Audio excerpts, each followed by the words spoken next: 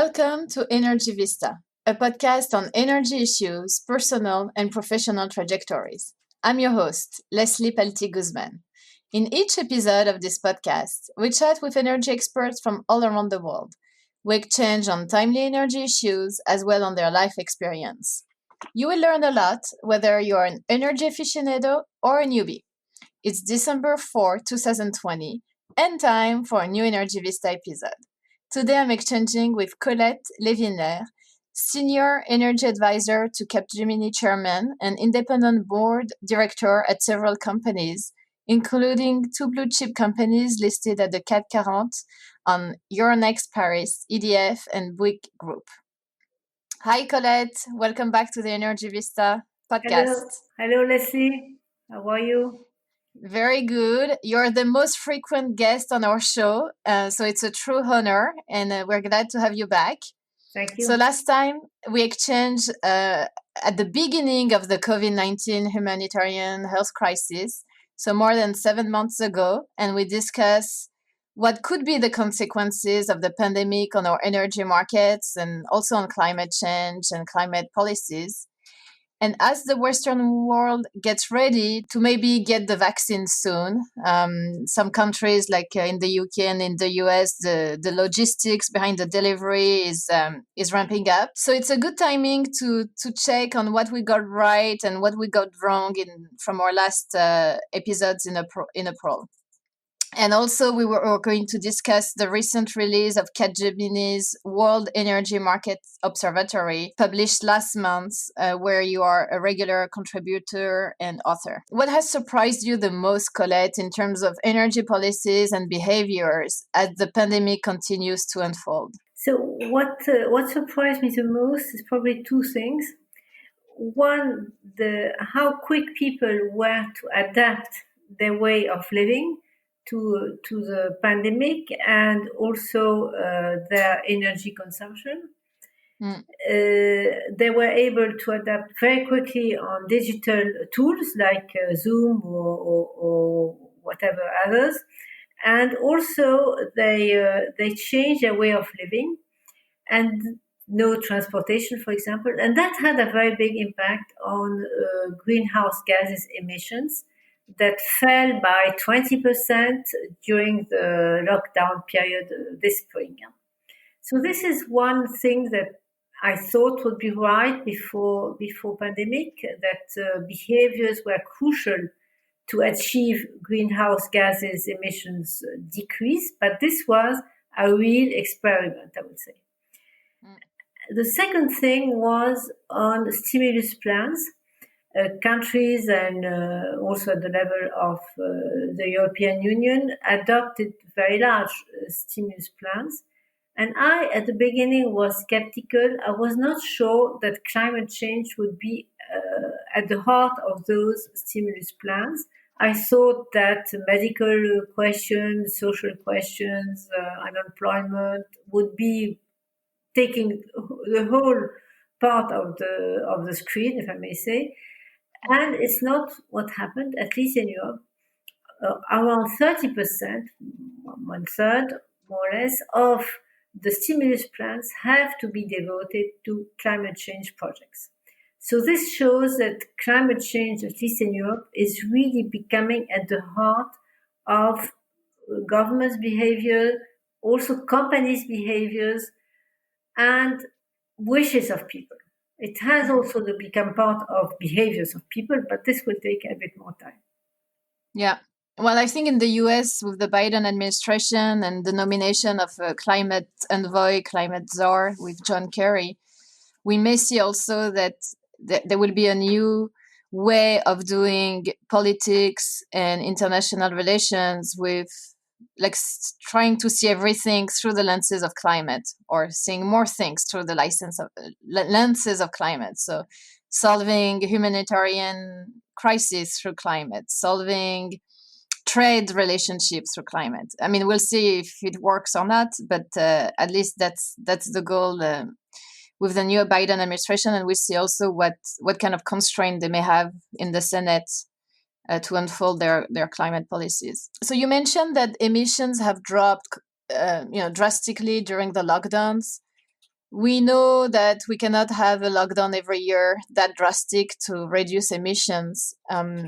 So what do you foresee for the next year, or in the future, to be able to keep on track with emission reductions?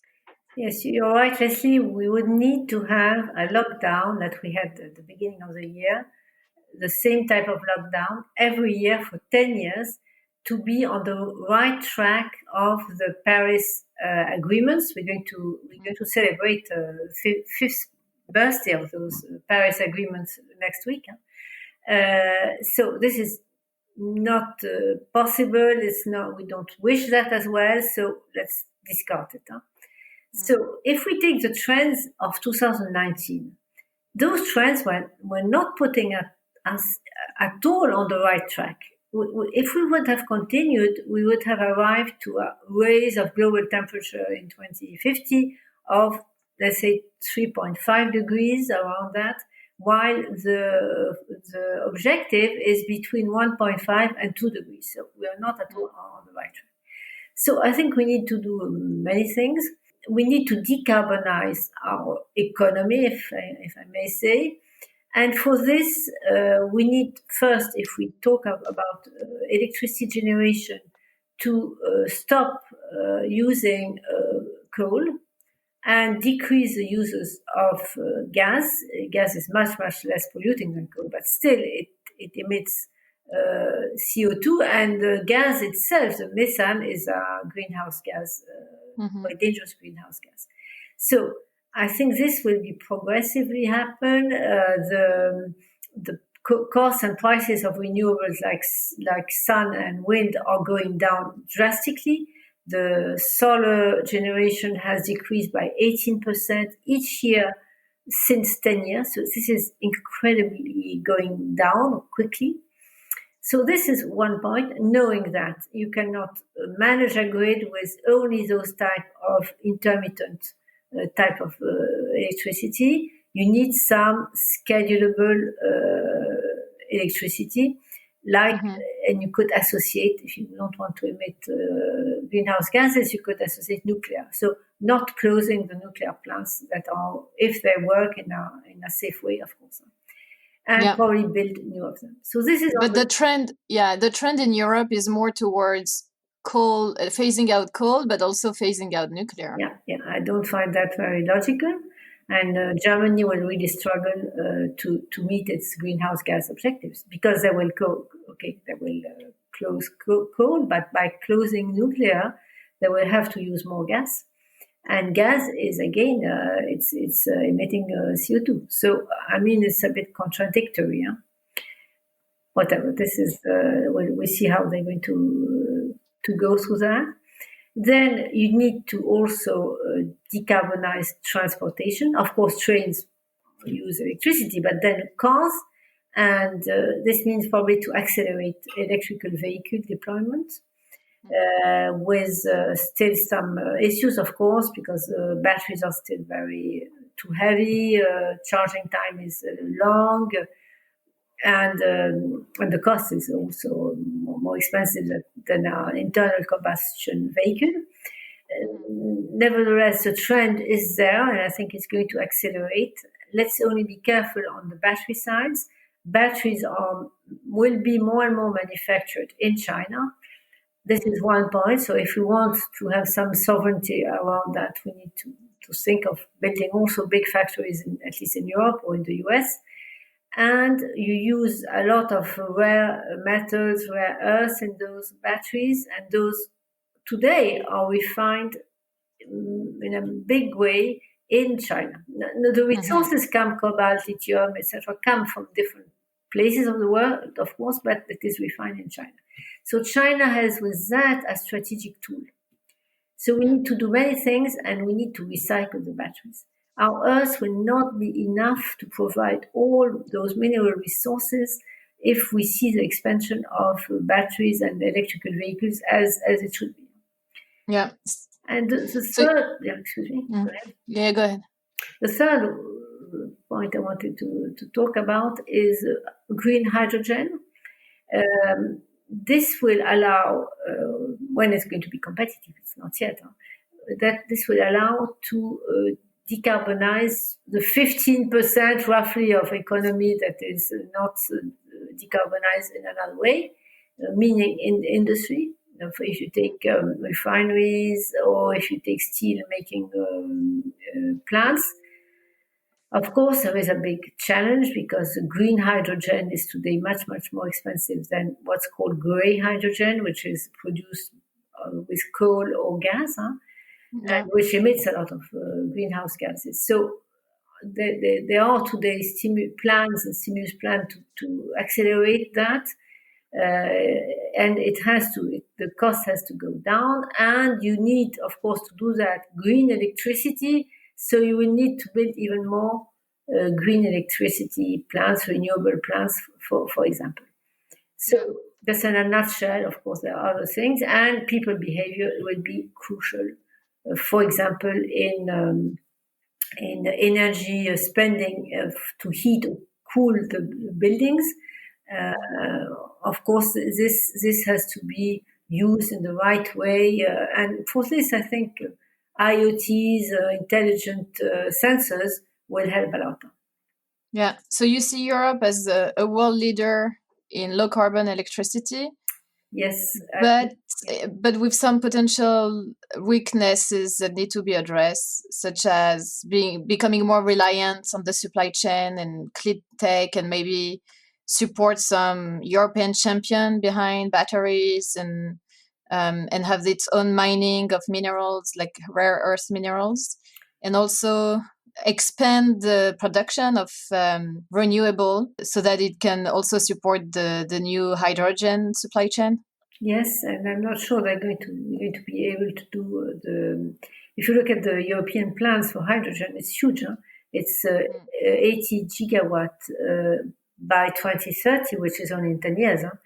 So to build 80 gigawatt of green electricity is going to be very, very tough. Huh? So you see projects that could make sense, I think, that to produce this green electricity, for example, solar electricity, in nearby North Africa, which is a very sunny region, and to export either the electricity or hydrogen or ammonia, which is made with hydrogen. So you see projects that would provide part of this to Europe with electricity generation outside Europe.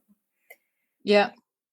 I mean, it seems very hard today to transport hydrogen, whether to convert it as ammonia and then reconvert it as hydrogen, or liquefy it to transport it. I mean, long distance transportation of hydrogen is not an easy thing, and also we don't discuss much, but it can burn, it's toxic. I mean, it's not easily transportable, right? It's the problem of transporting hydrogen as a gas, at least, is that the steel you use for the pipelines can be porous, because hydrogen is a very small molecule, so it can go through this through the pipeline, steel of the pipeline, and when hydrogen meets oxygen, which is very abundant in air, then it explodes. This is what happens. So there is a real security issue that has to be solved. Probably dedicated infrastructure, even through Europe, will have to be built.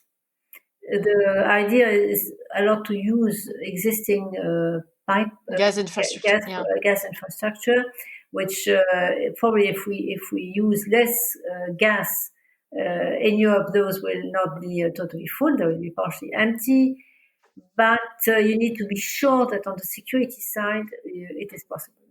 Yeah, so you need to adapt new safety standards and harmonize all the standards. Yeah, and build probably dedicated pipelines. I think at the end there will be dedicated pipelines. So it's a huge project, if I may say. It's very, very interesting, and we will see. As for renewables, I think we will see prices going down with scale effect. I think electrolyzers cost will go down. I'm not sure as quickly as the solar plant is going down, but they could go down quickly with scale effect. And of course, you have technology improvement, as we saw for renewables. So there is a chance that we get there. A lot of Yeah. efforts will be needed. Yeah.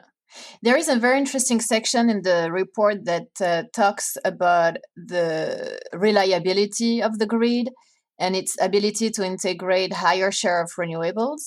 Can you talk a little bit about the potential risk that we see in terms of blackout, or what could be further developed to avoid those kind of issues with intermittent renewable?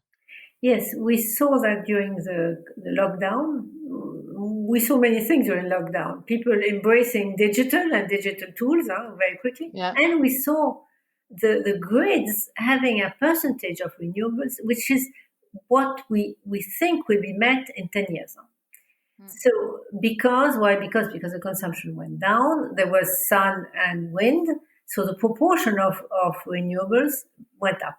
And in certain countries like UK, for example, that has not a lot of interconnection links with the continent, they had a near blackout, and they had to pay to stop dispatchable generation like nuclear plants because the grid was overloaded. It's not that we didn't have enough electricity, it was overloaded. So I think the rules have to be adapted, perhaps embracing similar rules than Chinese have, which allow curtailment. In the US also, in certain places, there is curtailment. That if you have too much renewable, you can stop, and forcing renewable farms to come with probably storage, very accurate weather forecasts. So coming to the grid with something which is nearly balanced already, if you want. So this is one. The second is what you said earlier, is that coal plants are closing quickly in Europe, and Germany has decided to close all its plants by 2038, but is starting significantly next year and in the following years. So we'll have tens of gigawatt less. And if you think we need to have 80 gigawatt more for hydrogen, you see that there will be here the problem of not enough generation. And we are seeing it, hopefully not, but it could be in this winter in Europe, because the nuclear plants during the lockdown could not be maintained as they should have been. The fuel, they could not have been refueled. And this is decreasing nuclear generation, which is quite important. The French nuclear generation, quite important for Europe. So there are some fears. I'm not sure it's going to. I hope it's not going to happen. Not sure that in February, if it's very very cold, we will not have enough in France, and we need to import. But as others have closed a significant portion of plants, they will perhaps not be able to export to us. So you can see here, and we can be with a very cold weather, no wind, as happens sometimes. And sun in winter is not very important, especially in Europe. So we could have very low renewables. The dams are frozen anyhow in the middle of the winter. Very little renewables, and not enough nuclear, not enough coal. And this will bring us to a difficult situation. I hope so. not. Maybe more gas this winter in Europe. Yeah, and probably coal also. First, we're not closing. We thought of closing everything by the end of this year. We are not closing some coal plants. Well, interesting dynamics here. Let's turn to your personal trajectory, Colette. So there is always a lot to discuss, and in previous episodes, we discussed the fact that you were a woman board member. We also discussed the fact that you're taking decisions during crisis management in boards. And today I wanted to ask you, where do you feel you are right now in your professional trajectory? Is it your third act? Is it a multi-act? Because those days I feel that more women are taking ownership of their trajectories by taking a portfolio of activities. And you have under your shoulders right now many different activities. Tell us a little bit about it and how you feel it's a progression in your life. Thank you, Leslie. I think you're right.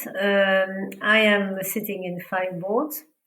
I have invested in personally in a startup company, which I'm trying to help. And of course, I'm sitting on their board. I am consulting for Capgemini on the World Energy Markets Observatory, and I am also doing other consulting projects. So it's quite diverse. Plus, of course, family life and 10 grandchildren. So it's Congratulations. quite diverse. Yeah, thank you. Yeah. It's very enriching because you see a lot of things, and of course, you need to be adaptive. You need to adapt intellectually, which is not usually the most difficult thing, but also in your behavior. You don't behave the same way when you're on the board of a big company, French company, when you are helping a startup and you're on the board of a very small startup. Of course, when you are a consultant, etc. So also you need to have an adaptive behavior, I think, and of course but intellectually it's very, very stimulating. Yeah? So as you said, women are doing that much more than men. It's a phase in your professional life.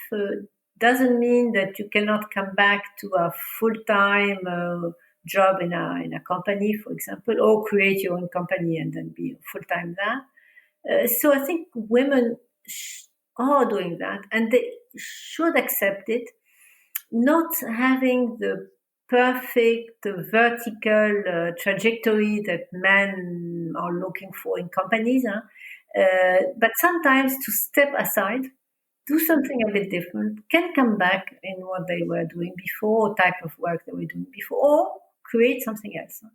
So it's a way to have an open spirit and take opportunities, which is also always very interesting in life, I would say. Yeah, so less a linear trajectory and more like grab as they come the opportunities. Yes, exactly. Yeah, very and interesting. not feel ashamed of that. I see that because we had, that's true, but we had one model. You have to progress, become CEO of your company or whatever. I think today things are changing. And there are a lot of startups, even in Europe and even in France, not only in Silicon Valley. And these are different type of work, and it's another way of progressing. So as you say, not linear trajectory. It can be very interesting as well. And maybe also it allows you to always have an activity, whatever your age, whatever, Yeah, like exactly. no retirement anymore. Like you're not dependent on any employer. In France, everybody is fighting to have, to keep very early age, I find, of retirement. I retired, but I'm still very busy, which is okay, which I like it. Yeah. It doesn't look like a retirement at all to me, what you're doing. No, not really. Not really. Yeah. Very interesting. No, and I'm very sympathetic to this idea. I mean, Gas Vista is a startup, and I'm wearing definitely several hats, and I feel it very enriching. Yeah, you're doing great. Yeah, thank you. Last words, maybe as we head into 2021, what do you think will be the key themes? This year, I feel it was all about carbon neutrality goals, whether it's for countries or companies, and a lot of hydrogen.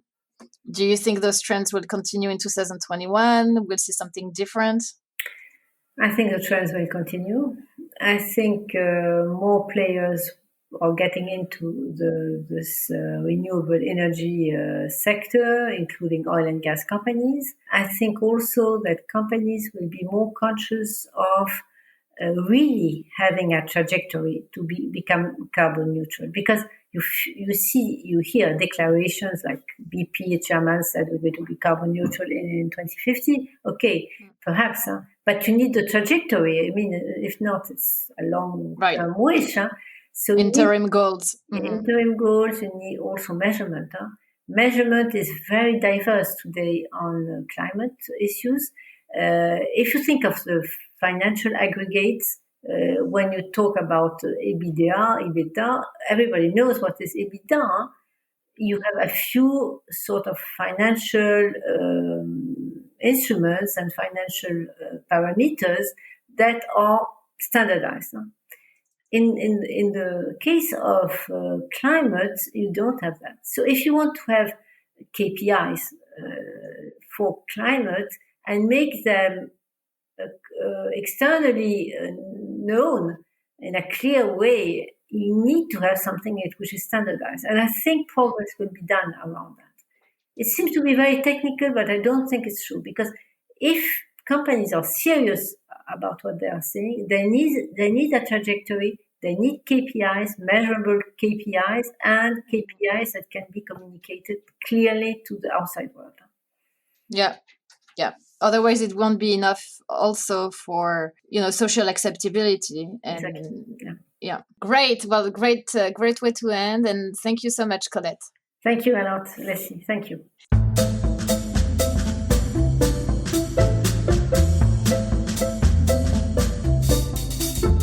That concludes our Energy Vista podcast, which was recorded on December 4, 2020. This is Leslie Palti-Guzman saying good day and good luck.